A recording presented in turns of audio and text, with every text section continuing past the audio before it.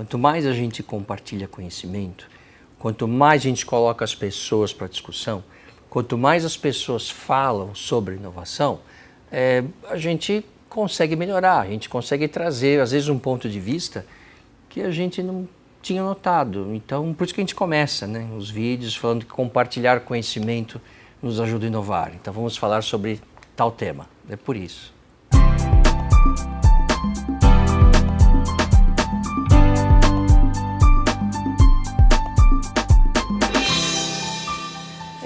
A inovação, costumeiramente esperada, que venha das grandes empresas, seja pela sua capacidade de investimento, seus profissionais qualificados, conhecimento do mercado e mais um monte de variáveis.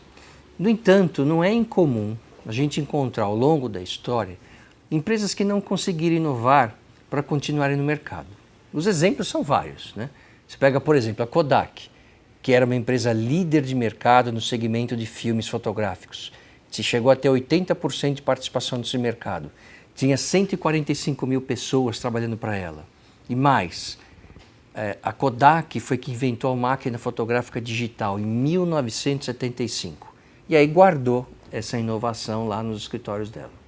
Outro exemplo é a Singer, que vendia máquinas de costura, acho que todos nós lembramos, né? E ela não percebeu a mudança de comportamento dos seus clientes. Outro, Olivetti. Não tinha um escritório que antes as pessoas não entravam que não tinha essa marca. Era uma marca onipresente. Todos os escritórios do mundo ela estava. A marca foi praticamente extinta. Outro exemplo mais recente, Blockbuster, né, que sucumbiu com a presença da Netflix. E tem vários outros exemplos. Mas é interessante a gente pensar assim, por que isso aconteceu? Será que a empresa que você trabalha atualmente não será próxima a ser extinta do mercado? O Keynes, né, John Maynard Keynes, que ele é um economista britânico, e as ideias deles, fundamentalmente a teoria e a prática da macroeconomia, que mudaram, né, bem como políticas econômicas instituídas pelos governos, ele falou uma coisa interessante. Né? A verdadeira dificuldade não está em aceitar ideias novas, mas escapar das antigas. Mesmo com a necessidade de inovar em seu mercado, alguns aspectos dificultam que a empresa consiga se livrar de conceitos e ideias que não terão futuro dentro do seu segmento. E disso nós chamamos, né, os 7 pecados da inovação. São eles. Primeiro, a hierarquia. Uma empresa onde a hierarquia é um valor cultural muito forte, tende a não ouvir o que os colaboradores sabem, porque ninguém de cima quer ouvir. Hierarquia é importante, claro, mas o excesso dela pode ser fatal num projeto de inovação. O segundo pecado é o medo. Uma empresa onde o medo dos colaboradores é maior do que a vontade de contribuir, pode estar com os dias contados. Né?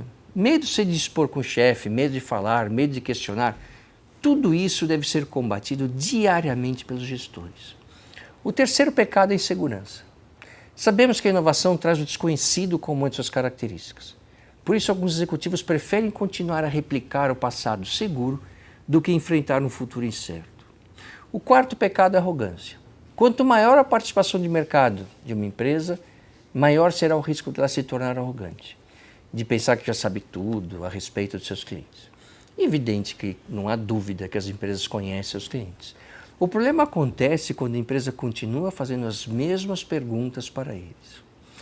O quinto pecado é a superficialidade. Não conseguir um diagnóstico claro por falta de uma metodologia adequada de conhecimento do cliente, frequentemente, é comum, né, leva as empresas a decisões de negócio incorretas. O sexto, né, pecado é a visão do cliente departamentalizada. Quando cada área da empresa pensa apenas em seus próprios problemas, ninguém está vendo o cliente de forma completa. Certamente suas experiências com a empresa serão confusas. O sétimo pecado é acreditar apenas na boa vontade dos colaboradores.